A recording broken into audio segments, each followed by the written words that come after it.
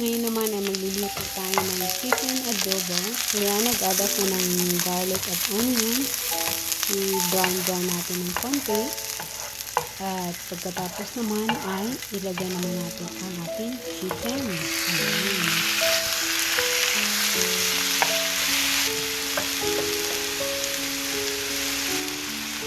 Ayan, balik ka rin naman natin ng chicken para mag-brown ng konti.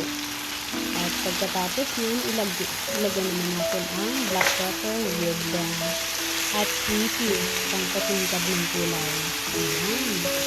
At ngayon naman ay mag-add tayo ng Japanese sauce. Ayan.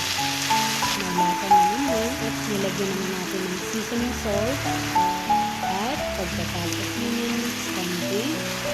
At pagkatapos nilagyan natin ng chicken flavor at ang ating vinegar at water naman at ang ating laurel leaves. Ayan, at takpan naman natin. Ito naman ay medyo malapot na siya at maya-maya siguro mga 5 minutes left na para tapos na yan or 3 minutes left.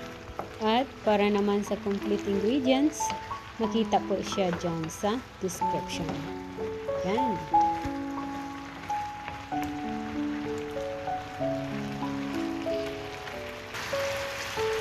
Ayan, luto na po siya. Ito na, maliit na konti na lang sa bar. Ayan, luto na po siya. Thank you for watching po.